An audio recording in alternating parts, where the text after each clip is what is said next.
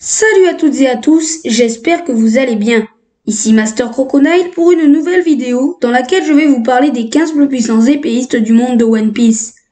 Bien sûr, ce top est basé sur mon avis et vous ne serez peut-être pas d'accord avec moi. Avant de commencer, je tiens à préciser qu'il n'y aura pas de personnages morts et que je prends en compte la puissance actuelle des pirates présents dans ce top. Je ne parlerai donc pas de Roger, Oden ou encore Shiki. Voilà, c'est tout ce que j'avais à dire. On peut commencer. Celui que l'on surnomme le Massacreur est un ennemi redoutable. En effet, Killer est un combattant très agile et rapide. Cela lui permet de dominer son adversaire avant qu'il ne puisse le frapper ou esquiver ses offensives. Il a d'ailleurs été capable de se battre sur un pied d'égalité avec le moine fou, U-Rouge. De plus, Killer se bat avec une paire de faux lames qui sont attachées à ses brassards.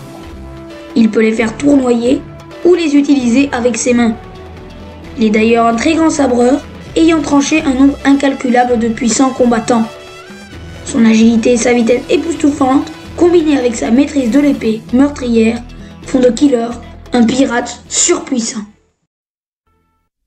Le Fourreau Rouge est un samouraï très intelligent ainsi qu'un sabreur exceptionnel. En effet, il a été capable de tenir tête sans broncher à Roronoa Zoro. De plus, il est extrêmement précis avec une épée car il a pu trancher le sac de sang que portait Iori sous son kimono sans la blesser pour simuler sa mort. Il est également très agile, possède une grande force physique et est l'un des plus puissants élèves de Kozuki Oden. Pour finir, il est extrêmement intelligent, il possède de grandes connaissances et un tacticien hors pair. Le chirurgien de la mort est un génie du combat. En effet, il a mangé l'un des fruits les plus puissants du monde, le Ope no Mi. Ce dernier lui permet de créer une zone sphérique d'aura bleue. Dans celle-ci, il peut séparer et déplacer spatialement tout et n'importe quoi. Il est également capable de trancher ses adversaires sans les tuer ou leur causer de douleur. Il peut ensuite assembler les bouts de corps entre eux. Il est aussi un bretteur des plus habiles. En effet, avec sa lame Nodachi, il a été capable de trancher une montagne ainsi qu'une météorite. Il a aussi coupé en deux sans difficulté le vice-amiral Vergo. De plus, il est un très bon utilisateur du haki de l'observation et de l'armement. Pour finir, il a vaincu le vice-amiral Smoker et a beaucoup aidé Luffy à battre Doflamingo. Le chasseur de pirates est un maître de l'escrime. En plus de posséder Enma, Shusui, Sandai Kitetsu et Yubashiri, toutes les quatre des lames exceptionnelles, Zoro les manie à la perfection. Après son entraînement avec le meilleur épéiste au monde, Dracul Mihawk, il a été capable de trancher un bateau en deux assez facilement et de vaincre Oddie Jones en une attaque et sous l'eau. Il a également vaincu Pika et Killer sans trop de difficultés. Il maîtrise un tas de techniques toutes plus puissantes les unes que les autres. Il a également un excellent acquis de l'armement, plus fort que celui de Pika, ainsi qu'un puissant acquis de l'observation. De plus, Zoro inspire de la peur à ses adversaires, lui permettant de les déstabiliser. Pour finir, je pense que actuellement, Zoro est le 11e meilleur bretteur du monde, mais il va sûrement nous démontrer sa vraie puissance lors de la guerre d'Onigashima et atteindre peut-être la 7e place. Cracker est l'un des plus puissants membres de l'équipage de Big Mom. Il maîtrise le haki de l'armement et le haki de l'observation. De plus, il a mangé le Bisou Bizunomi de type Paramecia qui lui permet de créer des biscuits à volonté. Il peut les mouler afin de leur donner l'apparence de puissants soldats armés d'une épée et d'un bouclier. Ces biscuits sont extrêmement résistants à part s'ils sont exposés à la pluie. Il est également un sabreur hors pair. Son sabre, Bretzel, une énorme épée à double tranchant, est une lame exceptionnelle. Il la manie d'ailleurs avec une grande habileté, puisqu'il peut attaquer très rapidement avec celle-ci, malgré sa grande taille. En combinant sa maîtrise de l'épée avec son acquis de l'armement, Cracker a pu percer la défense de Luffy en Gear Force. Pour finir, le Sweet Commander possède une grande force physique, une excellente vitesse et une endurance hors du commun. Le roi de l'aurore est un Minx surpuissant. Son style de combat repose sur ses capacités physiques et sa maîtrise de l'épée. Pour ce qui est de sa force, il a réussi à stopper l'énorme trompe de Jack avec une seule main et a été capable de se battre sur une très longue durée face à la calamité de l'équipage aux 100 bêtes. Pour ce qui est de ses compétences d'épéiste, il a pu arrêter plusieurs attaques de Jack dans sa forme de mammouth avec sa lame. De plus, il peut canaliser l'électro à travers son épée pour améliorer la force de frappe de ses attaques. Il est également capable d'utiliser le haki de l'observation et celui de l'armement. Pour finir, même si nous ne l'avons jamais vu à l'œuvre, en tant que Minx, il doit pouvoir prendre la forme sous l'ongle et la contrôler durant la pleine lune. Ashura Doji est l'un des plus puissants élèves de Oden. En effet, il a, tout comme Inuarashi, réussi à tenir tête à la calamité de Kaido, Jack, et l'a même sérieusement blessé à la poitrine. Il possède une force incroyable, ainsi qu'une grande agilité, comme il l'a montré en survolant Jack. Il est aussi très rapide et endurant pour supporter une blessure à l'épaule. De plus, il a réussi à survivre à sa confrontation face à Kaido et s'est battu sur un pied d'égalité contre Inuarashi. Il est un surpuissant épéiste, capable de faire une large entaille à Jack et de lui briser une de ses lames. Pour finir, même si nous ne l'avons jamais vu l'utiliser, il doit sûrement maîtriser le haki de l'observation et le haki de l'armement. Beaucoup pensent que Shutenmaru est plus puissant que Jack. Cependant, je pense que, en tant que l'un des membres les plus puissants de l'équipage d'un empereur, la sécheresse est plus fort qu'Ashura Doji. De plus, lors de leur affrontement, il n'y a eu aucun vainqueur en raison de l'interruption du combat. Je pense que si le duel s'était éternisé, Jack aurait remporté la victoire après une confrontation acharnée. En tant que Okamban de l'équipage aux 100 bêtes, celui que l'on surnomme la sécheresse est un surpuissant combattant. Il a mangé le Zozonomi qui lui permet de se transformer en mammouth. Cela lui donne une force et des capacités de destruction hors normes. En tant qu'homme poisson, il peut respirer sous l'eau, mais ne peut pas nager à cause de son fruit. De plus, même dans sa forme humaine, il possède des capacités physiques surhumaines. Il a pu tenir tête pendant 5 jours d'affilée face à Inuarashi et Nekomamushi.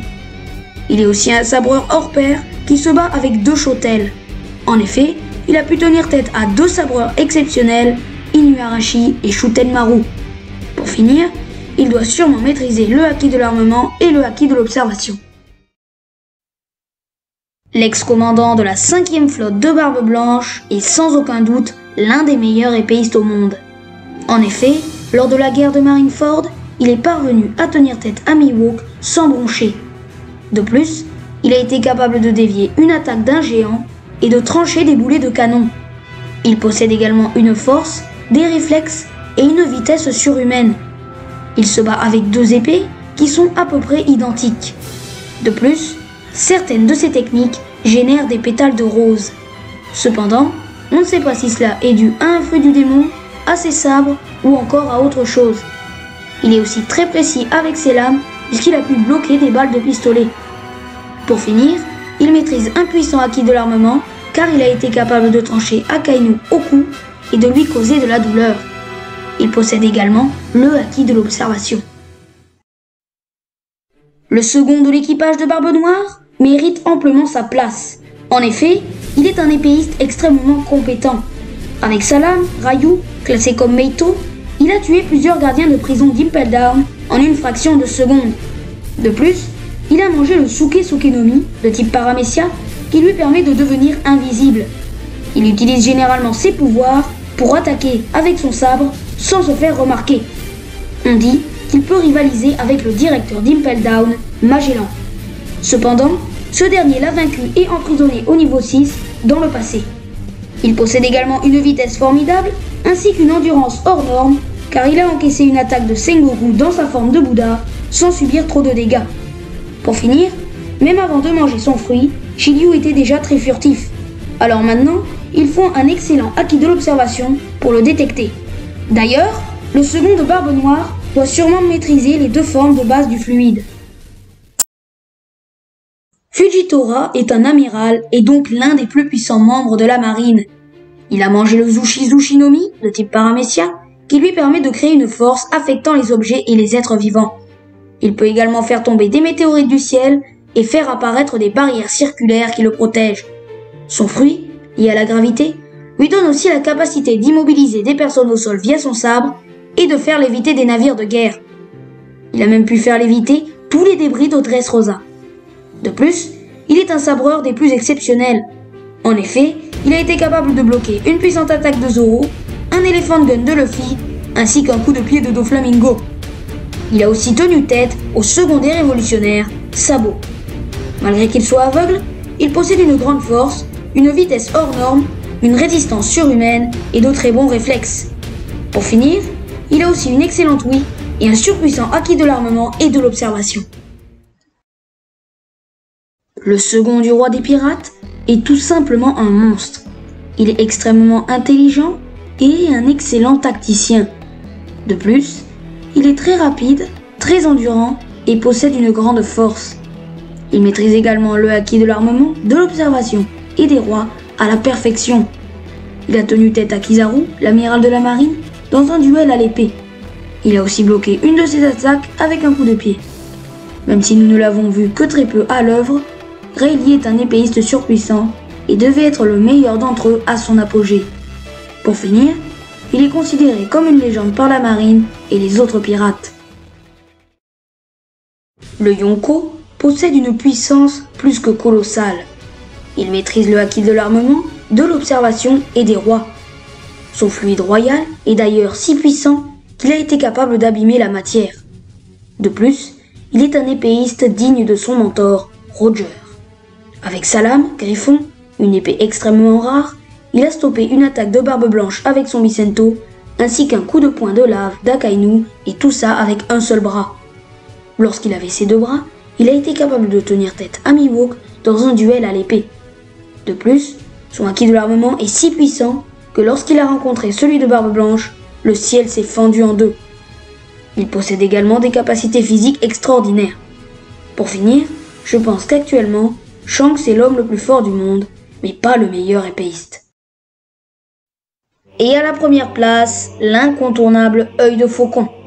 Il est tout simplement le détenteur du titre du plus grand escrimeur du monde.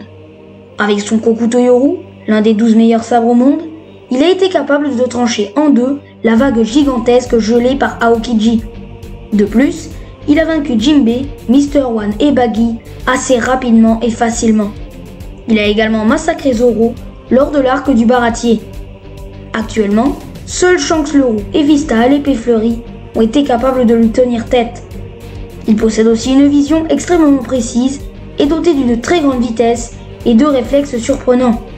De plus, il manie avec une grande habileté sa lame malgré sa grande taille. Pour finir, Mihawk maîtrise évidemment le acquis de l'armement et le acquis de l'observation à un haut niveau. Voilà, c'est la fin de cette vidéo, j'espère qu'elle vous aura plu.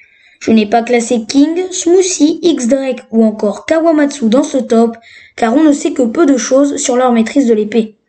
C'était Master Crocodile, je vous dis à la prochaine, portez-vous bien, ciao!